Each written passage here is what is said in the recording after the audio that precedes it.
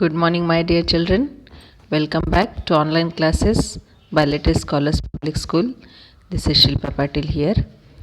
As we have started in the previous video, Geography's chapter Importance of Oceans. Today we are going to continue it. Children, as you have seen in this picture that many of the food items are kept here. This is the figure 6.5. Children, can you tell what items are included in our diet? Which items amongst those shown come under non-vegetarian food, and which of these are prepared from aquatic creatures? Many of the things, if you have seen in this picture, that the aquatic creatures also are in our diet, like the fish, prawns. So these are the aquatic creatures. From that also we can prepare the food. Many of us include fish in our diet. We get fish from rivers, lakes and seas. This way we can catch the fishes from the sea or the lakes or the rivers. The proportion of fish in seas is much greater than of those in rivers and lakes. Obviously, the water body, the ocean, is much greater than the river bodies or the any other body, any other river body, any other water body. So that way we can get more and more fishes from the oceans. Catching marine animals is a large scale activity the world over. It is one of the ancient occupations of human beings. Though food is the major purpose of this activity, marine animals are also used for the production of fertilizers, pharmaceuticals, and also in research. These marine animals or the things are also used in fertilizers, and in medicines also it can be used. Pharmaceuticals means in the medicines also, or it can be used in the kinds of research. In India, people mainly consume prawns, means columbi, clams means tisray, crabs, sirfish यानी सुरमई, mackerel यानी bangda, pomfret यानी paplet, Indian shark like mori, and Indian salmon like rawas. So these are the types of we can say the marine animals, so that can be used for preparing the food in India also and in the world also. Many other types of marine animals also are consumed in different parts of the world. The life of people from countries that have a coastline largely depends on the sea, especially if there are few other occupations. Means many of the countries are there which have the sea coastline, and their occupations also are depend on coastal line only, means depending on sea, like the Seychelles, Mauritius, Maldives. These are the countries where the occupation related to the sea is more than the other occupations. So this way they are completely dependent on occupation on oceans or seas.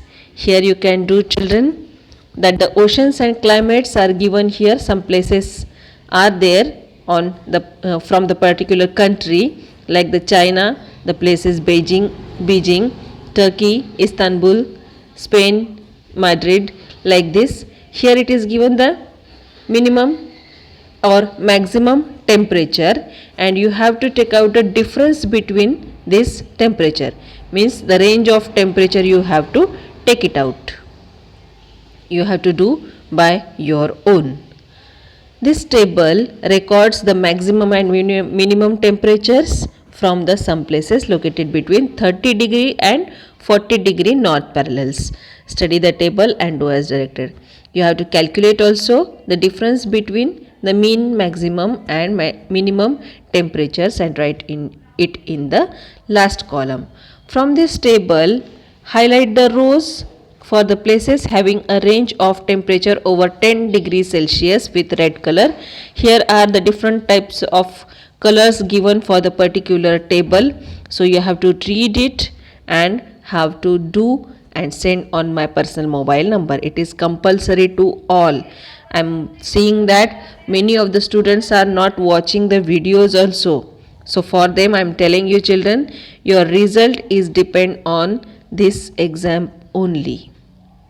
So this way you have to draw a graph also from the above data, use proper color scheme and do it. From these questions you must have realized that there are differences in the temperature of different places on the earth. Like the China and Turkey, much difference you can see. Similarly, there is difference in maximum and minimum temperatures also. The maximum temperature of China or in the Beijing, you can see 18.4, and that way the Kabul from the Afghanistan, the maximum temperature 14.7. This is the completely near about 4 point something will come. So this much difference you can see from this table. This difference is less in the coastal regions which are the nearness to the sea, while it is more in the regions far away from the sea. Obviously near to the sea and far away from the sea you can see the difference between both. This means that in regions close to the ocean, seas or large reservoirs there is not much of a difference in the temperatures throughout the day. The main reason for this is the mixing of vapor released through evaporation of water from these water bodies into air. If the nearness to the sea or the regions, coastal regions are there you can see the difference of temperature also will be there. The main reason for this is evaporation. The water vapor evaporated in big amount of from the water bodies into the air. So that way we can see the difference of atmosphere or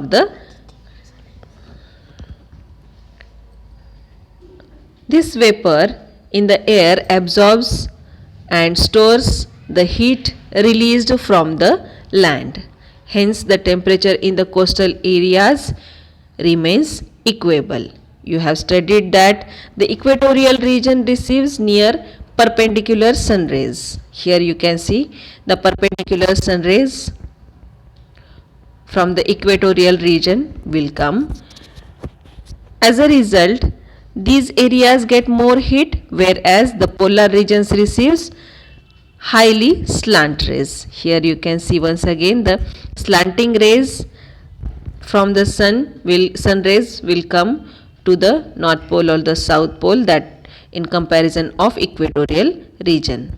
This differential heating creates imbalance in the temperature of air in different parts. Here you can see the slanting rays and the perpendicular rays. Because of this only we can see the difference between the temperatures of the areas. There is imbalance in the temperature. Low density and high density. Southern summer, northern winter. The same way days and nights also will be there due to this way only, the sun rays only.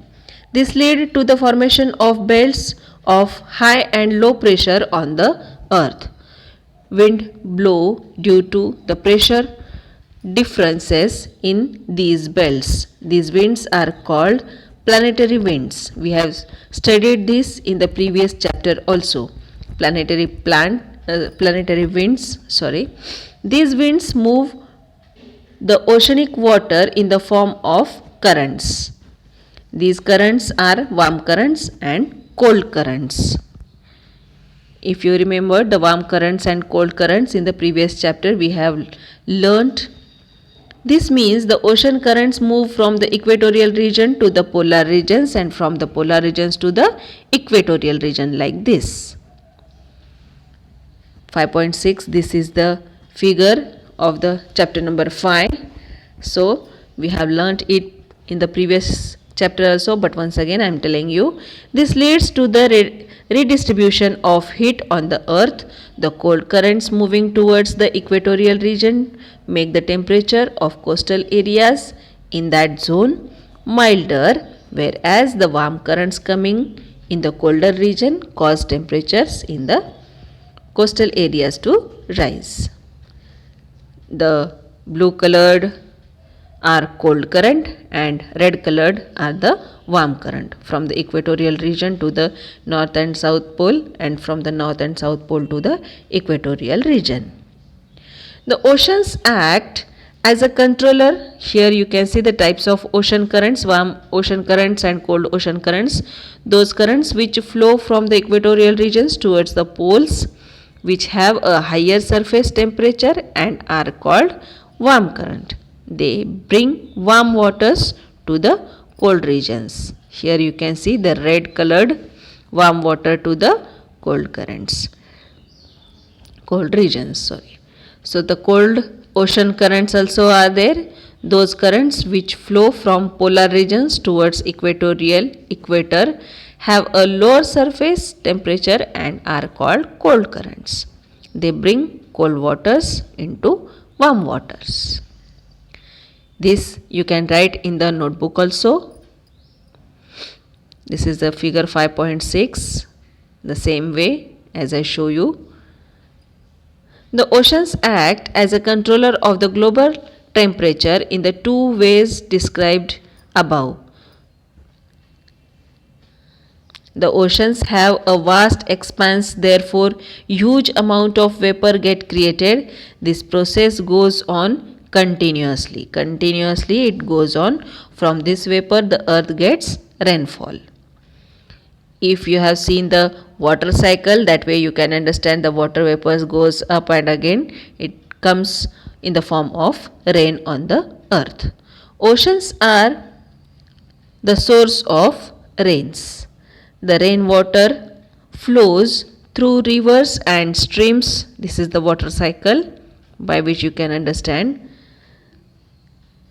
The rainwater flows through rivers and streams and finally flows back into the oceans. This makes it clear that the beginning and the end of water cycle takes place in the oceans.